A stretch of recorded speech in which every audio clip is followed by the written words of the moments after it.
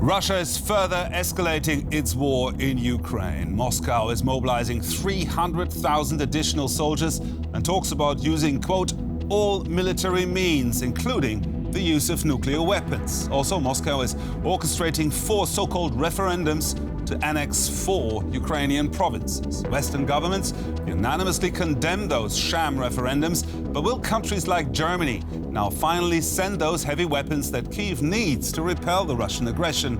That's our topic today on To The Point. War in Ukraine, is there still time to de-escalate?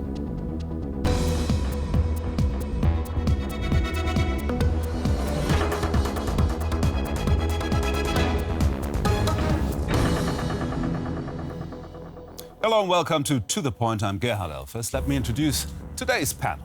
There's Professor Marina Henke, security and defense expert at the Hertie School.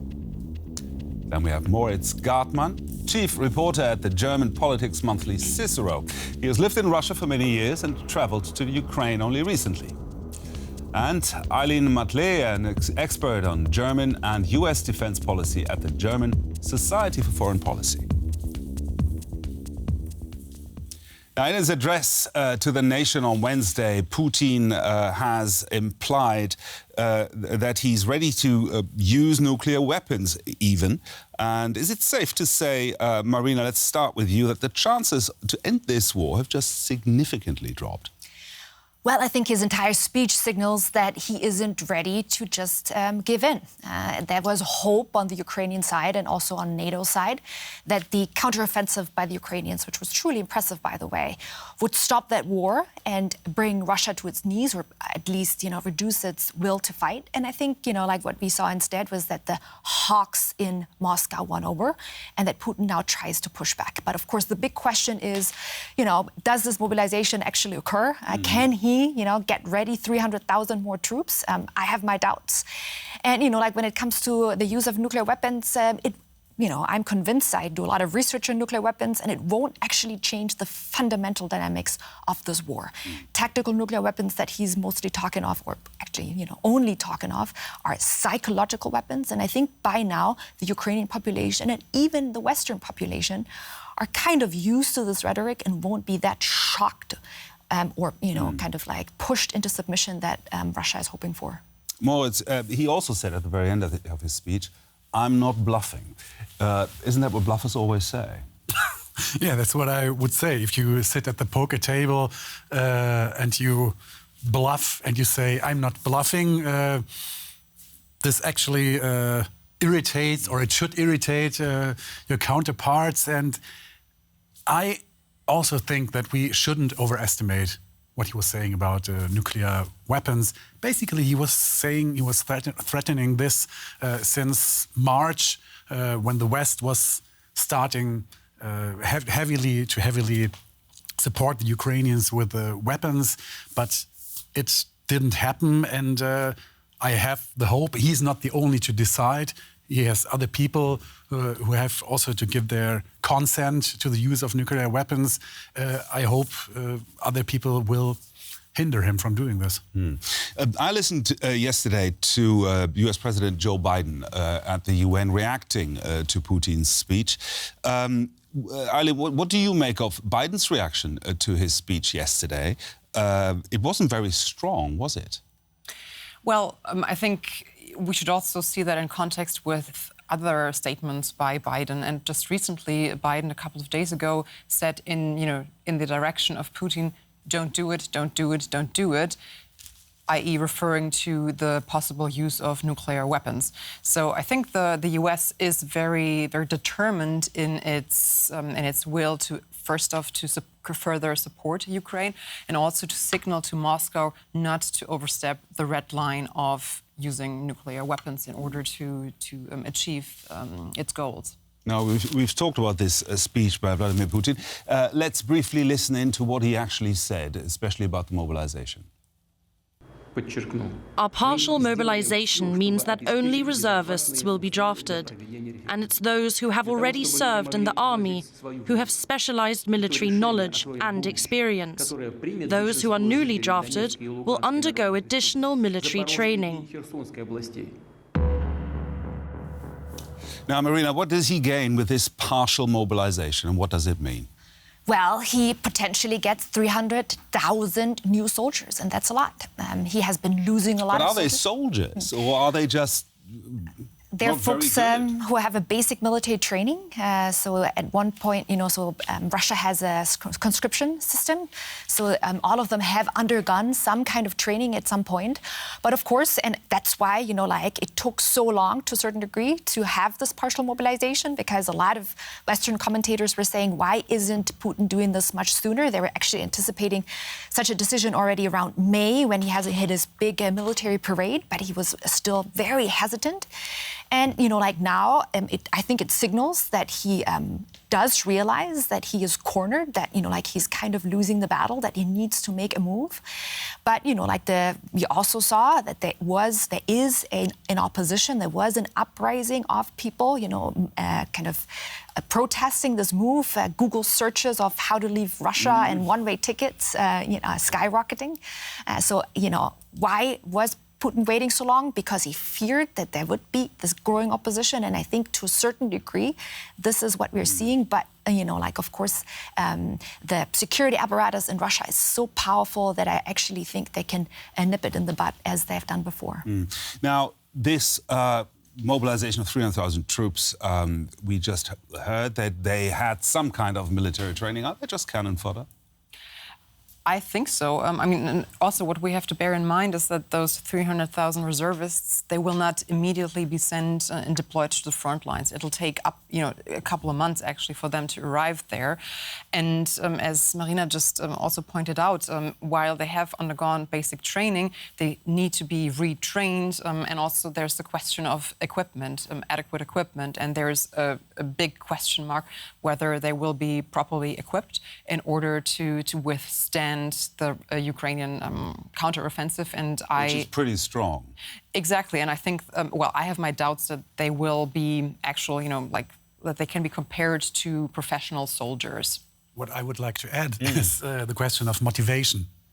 So now you will have 300,000 people who will basically be forced to go to war.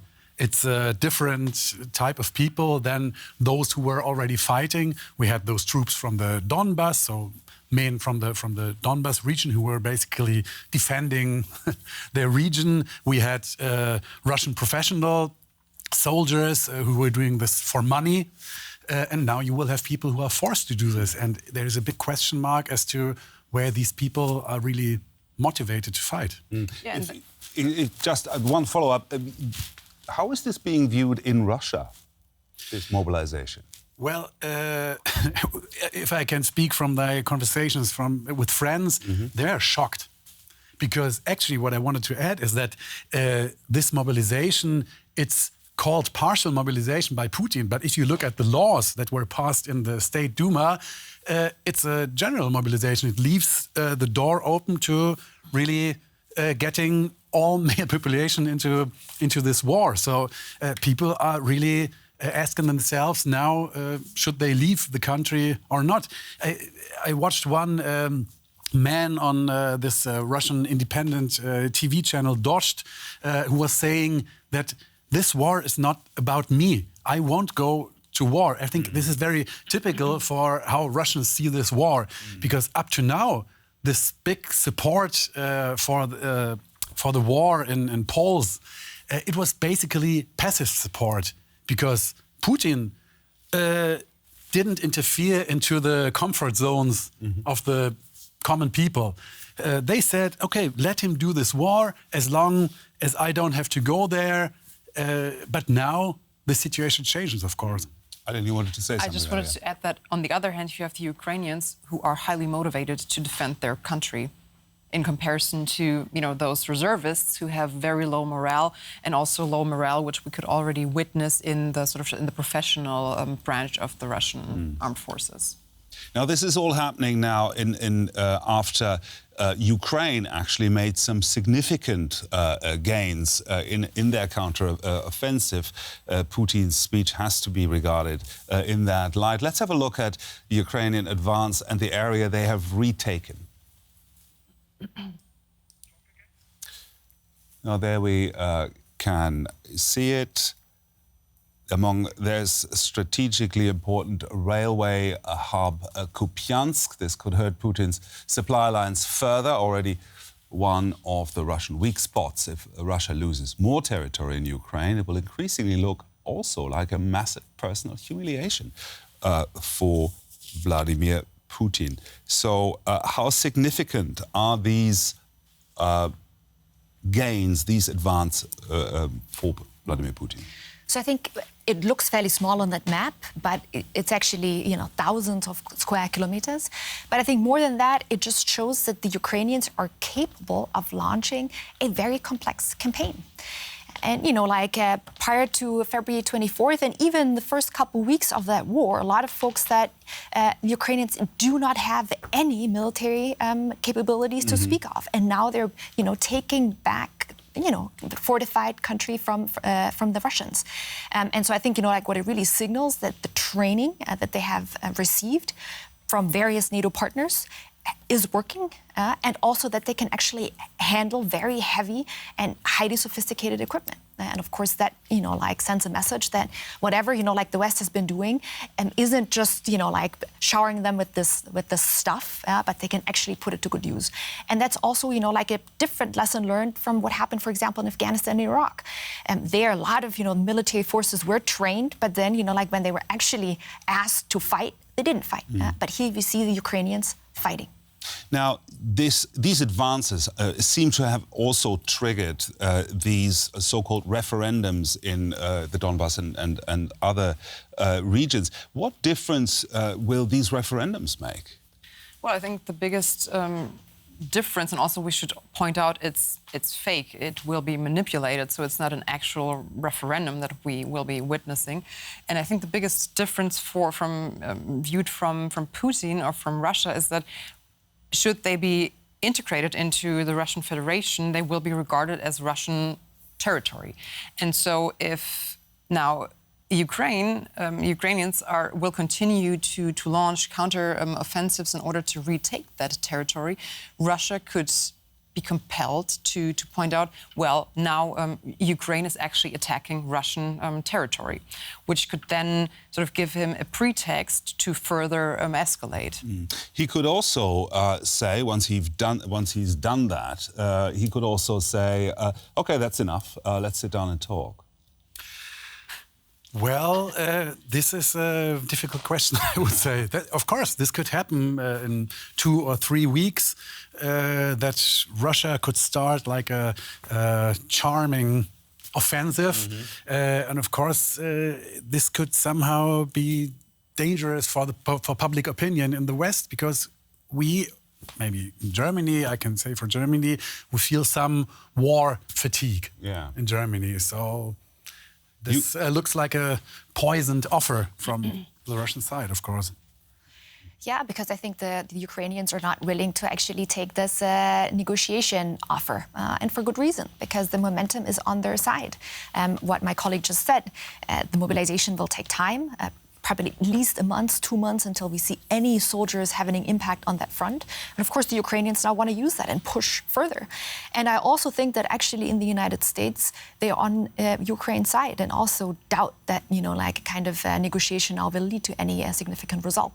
And I think, what we in Germany need to learn is that only because we reach a settlement doesn't mean that there is peace, right? There can be a lot of violence after a settlement. And that is then, an insurgency, because there's the fighting spirit of the Ukrainian people, and not just in West Ukraine, but meanwhile also in a large swath of Eastern Ukraine, is so strong that they will never accept any kind of Russian occupation, even if it's then officially annexed by Russia. Do you agree, or what kind of scenario do you see happening? Well, I agree, and I just wanted to add that there's also the matter of trust. The Ukrainians rightly point out, why should we trust anything the Russians are saying or agreeing to, given the behavior that we've been witnessing since 2014. And that I would agree to.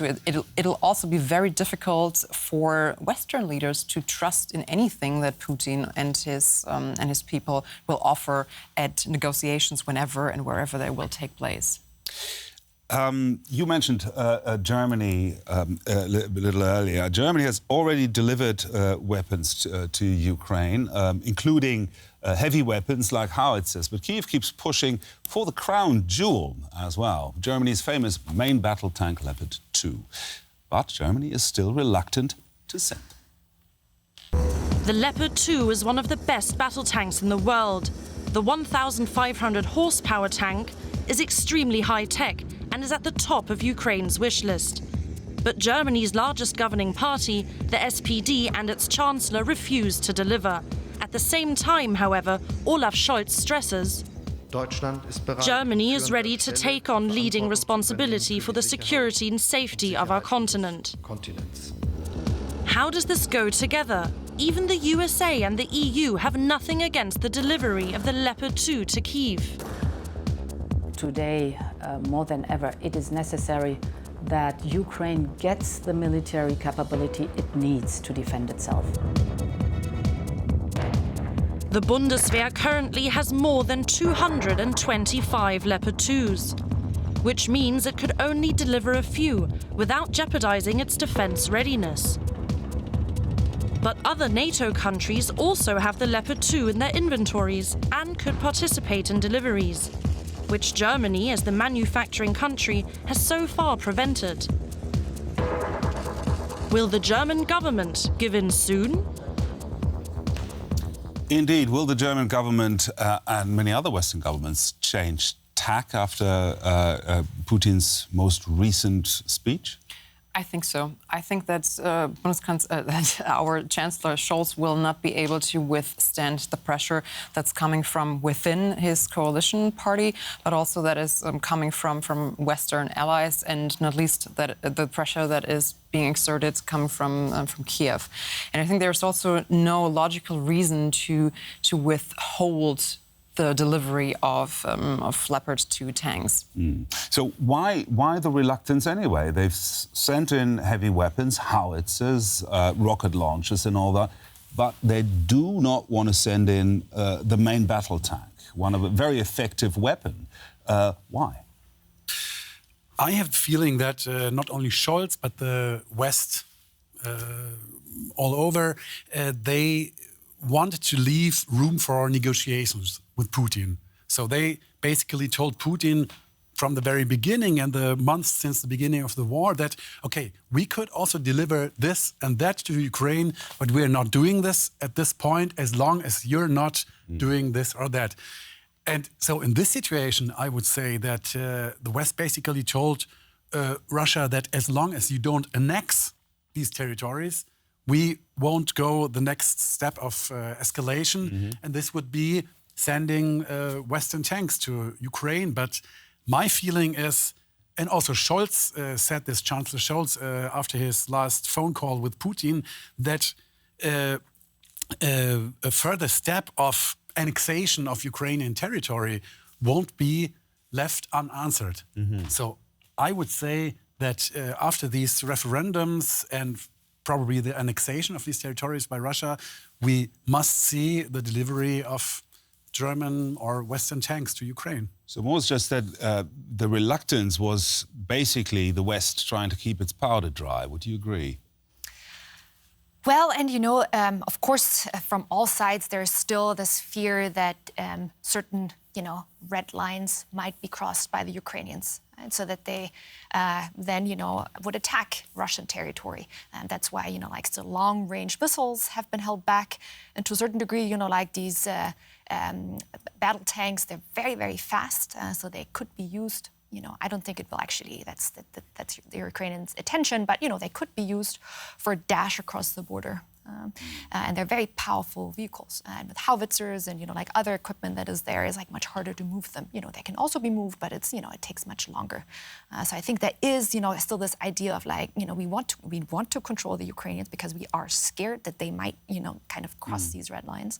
Because in the big picture of things, NATO is, of course, still worried about Russia, right? I mean, this is one of the most important points that I've heard again and again and again, that the West or NATO or Germany in this particular case is afraid of becoming part of this war, party to this war.